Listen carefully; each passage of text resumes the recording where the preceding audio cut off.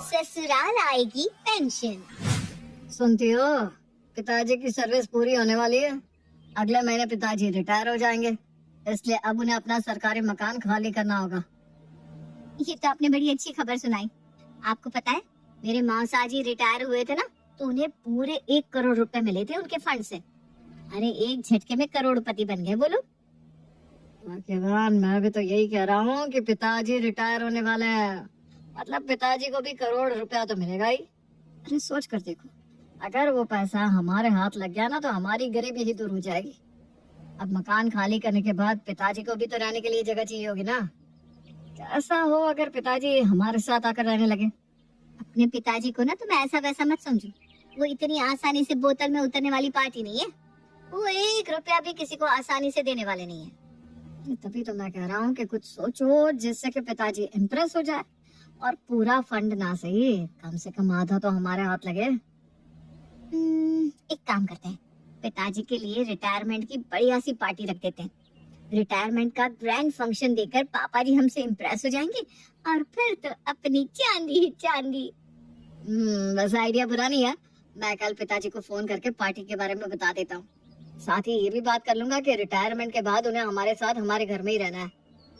पिताजी को तो हर महीने पेंशन मिलेगी, समझो घर तो उनकी पेंशन से ही चल जाया करेगा। हमारी पूरी तनख्वाह हम बचा लिया करेंगे।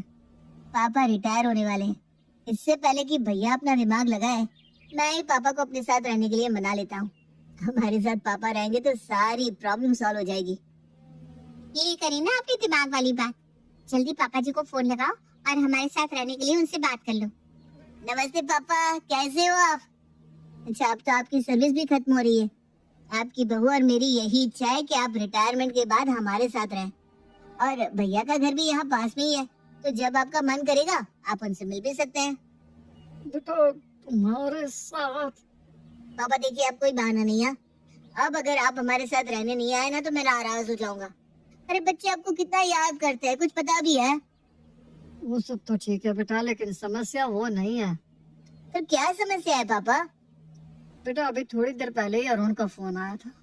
उसने मेरी रिटायरमेंट की पार्टी रखी है उसके घर पर, और वो भी जिद कर रहा है कि पार्टी के बाद मैं उसके साथ ही रहने लगूं। अच्छा, बहुत चालाक निकले भैया तो। बड़ी आसानी से पापा को बोतल में उतार लिया। आज से पहले तो कभी पापा को अपने घर रहने के लिए नहीं बुलाया। अब पापा रिटायर हो गए तो इन्हें बड़ा पापा पर लाड आ रहा है। मैं वो सब नहीं जानता पापा, आप बस मेरे साथ रहेंगे। हाँ, मैंने कह दिया तो कह दिया। अरे बेटा बिल्कुल बच्चे बन गया हो तुम दोनों तो। अब पापा तो एक ही है ना, दोनों के घर एक साथ कैसे रह सकते हैं। अच्छा मैं देखता हूँ, तुम परेशान मत हो। फिलहाल तो रिटायरमेंट पार्टी की तैयारी में लग जाओ, और उनसे पूछ लेना उसे कोई मदद की जरूरत हो तो। वैसे तो वो सब कर ही लेगा, लेकिन फिर भी तेरा भी तो कोई फर्ज बनता है ना। अरे पापा, फर्ज क्यों नहीं बनता? आप बेफिक्र रहिए, मैं सब कुछ संभालूंगा। रिटायरमेंट की पार्टी काफी बड़े स्तर पर आयोजित की गई थी, जिसमें सभी रिश्तेदार और बेनीलाल जी के ऑफिस के मित्र आमंत्रित थे। पार्टी भाई बेनीलाल, अब क्या सोचा है? रिटायरमेंट के बाद कहाँ बसने का इरादा है? अरे यार बच्चे तो बहुत जिद कर रहे हैं कि मैं उनके साथ आकर रहूं, लेकिन दरअसल शुरू से ही बेटा बहू के साथ रहने की आदत नहीं है, और इतने सालों में उन लोगों का अपना एक तौर तरीका सेट हो चुका होगा। अब अचानक से मैं भी रहने लगूंगा तो उन्हें असुविधा तो होगी। फिर क्या सोचा है मित्र? देखते हैं, अभी तो सरकारी मकान का 2 महीने का स्टे मेरे पास है, तब तक मैं कागजी कार्यवाही पूरी कराऊंगा, उससे भी सोचते हैं कुछ। पार्टी के बाद बेटा मैं सोच रहा हूँ अगर मैं अलग ही रहूं तो बेहतर होगा।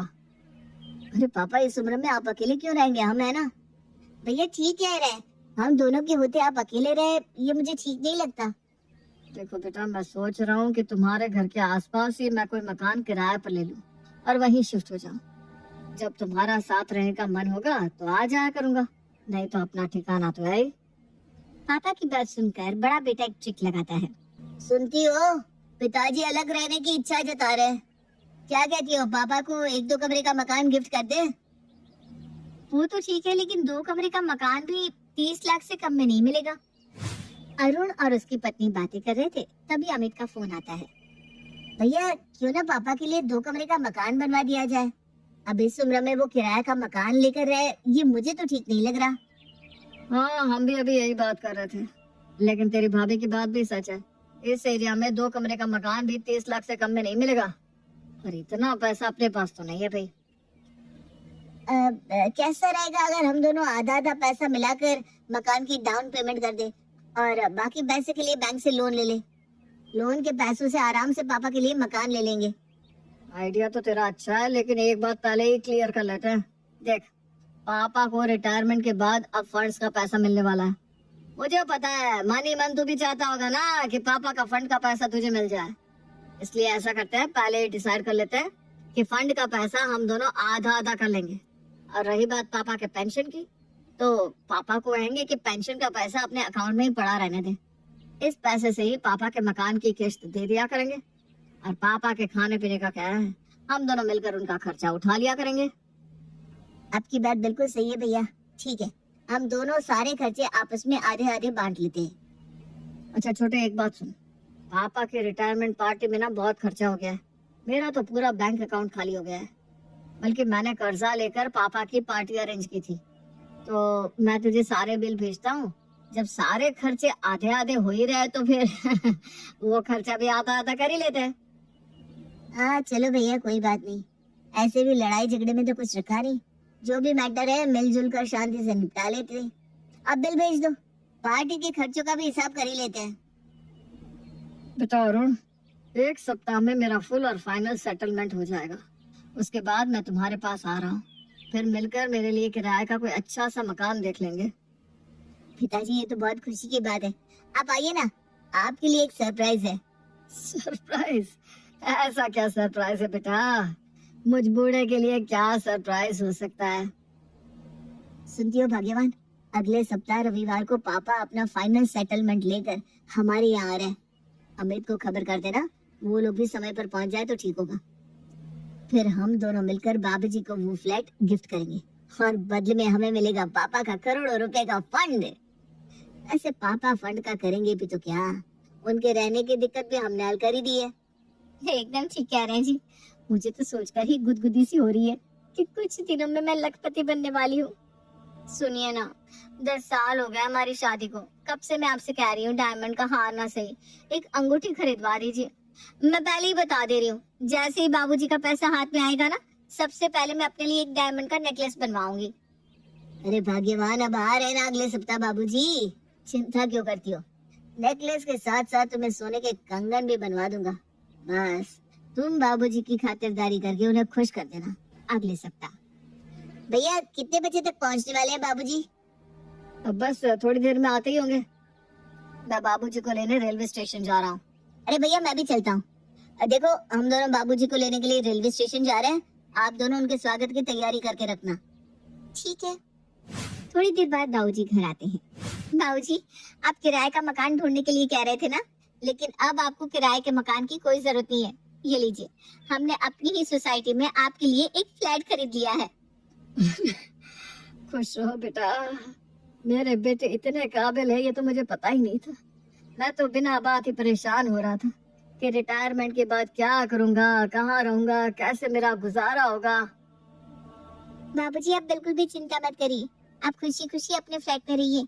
और हाँ, खाने की भी बिल्कुल चिंता मत करिएगा, हम सब एक ही सोसाइटी में तो है।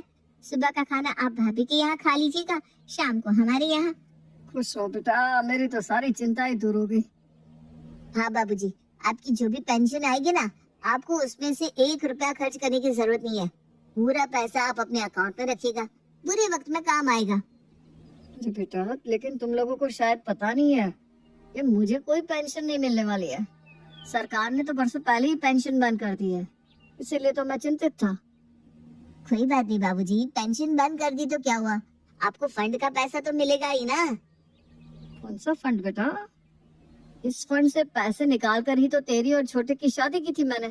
फिर उसके बाद तुम्हारे बच्चे हुए तो उन्हें 1 लाख की FD करा के दी, वो भी मैंने अपने फंड से ही निकाला था। बड़े भाई साहब की बेटी की शादी के लिए भी फंड से ही रुपए निकाल कर मैंने मदद की थी। तुम दोनों को मकान बनाने के लिए रुपए भी तो मेरे फंड से ही आए थे। जब समय समय पर फंड से पैसा निकालता रहा तो फंड में पैसा बचता कैसे? मुझे फाइनल सेटलमेंट के बाद ये 50,000 रुपए मिले। अब तो बस यही है जो है। बाबूजी की बात सुनकर उन चारों के सपने चकनाचूर हो गए थे। लाखों खर्च करने के बाद भी उनके हाथ एक फूटी कौड़ी तक नहीं लग पाई थी।